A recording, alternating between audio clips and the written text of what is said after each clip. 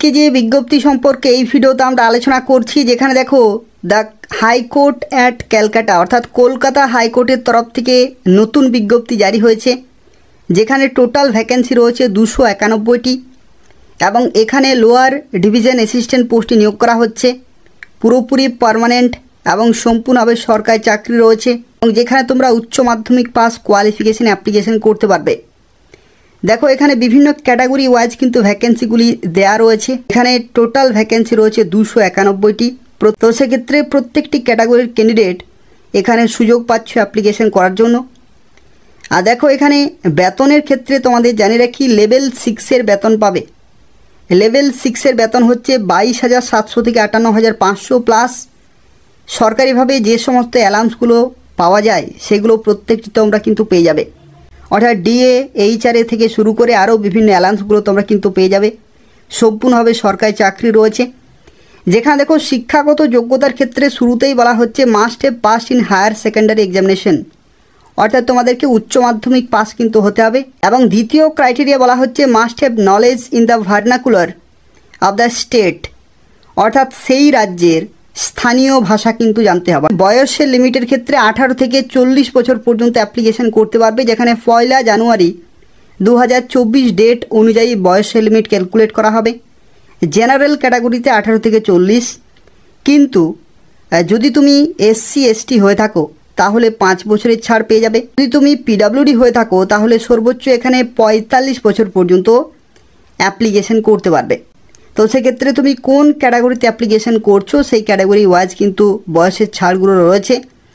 অথবা যদি তুমি এক্স সার্ভিসম্যান হয়ে থাকো তাহলে সরকারি নিয়ম অনুসারে তোমরা বয়সের ছাড় পেয়ে যাবে। এখানে তোমরা যারা অ্যাপ্লিকেশন করবে তাদের ক্ষেত্রে জানিয়ে রাখি, আগস্টের 5 তারিখ থেকে এবং 26 আগস্ট 2024 পর্যন্ত তোমরা এখানে অ্যাপ্লিকেশন করতে পারবে।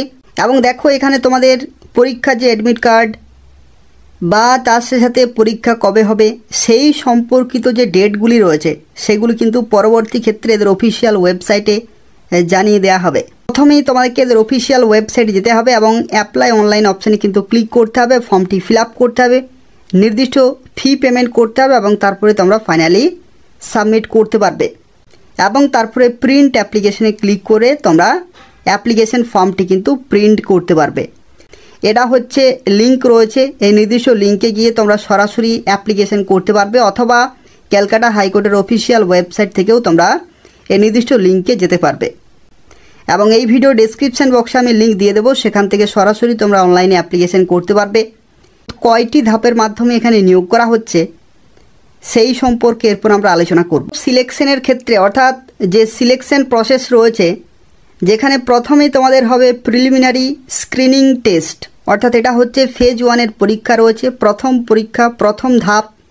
এবং দেখো এখানে বলা হচ্ছে ওএমআর বেসড, অর্থাৎ অফলাইনে তোমাদের কিন্তু পরীক্ষা হবে। প্রিলিমিনারি স্ক্রিনিং টেস্টে টোটাল 90 মিনিট সময় থাকবে, যেখানে এরিথমেটিক থেকে শুরু করে জিকে, কম্পিউটার প্রফিসিয়েন্সি এটা কিন্তু থাকবে। জেনারেল ইন্টেলিজেন্স এবং ইংলিশ থাকছে, যেখানে 100 নম্বরের টোটাল কিন্তু পরীক্ষা। প্রত্যেকটি কোশ্চেনের জন্য 1 নাম্বার করে থাকবে। এখানে নেগেটিভ মার্কিংয়ের ক্ষেত্রে বলা হচ্ছে there shall be negative marking of 1 mark for each wrong answer, অর্থাৎ ভুল হলেই কিন্তু 1 নম্বর কাটা যাবে। সেই কিন্তু কোশ্চেন পেপার সেট করা হবে। আদার কোনো ভাষাতে কিন্তু তোমরা কোশ্চেন পেপার পাবে না, ইংলিশ ভাষাতেই কিন্তু তোমাদের পরীক্ষা দিতে হবে।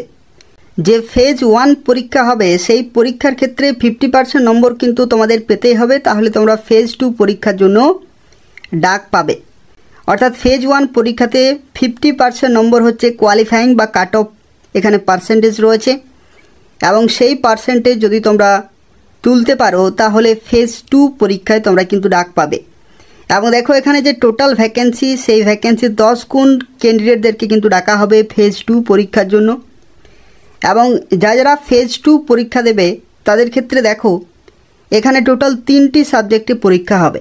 একটি হচ্ছে অ্যারিথমেটিক, একটি হচ্ছে ইংলিশ ইসি এবং প্রিসি রাইটিং, আর একটি হচ্ছে জিকে। টোটাল 3টি সাবজেক্ট রয়েছে এবং 3টি সাবজেক্টে 100 নম্বর করে কিন্তু পরীক্ষা, যেখানে টোটাল 300 নম্বরের পরীক্ষা হবে।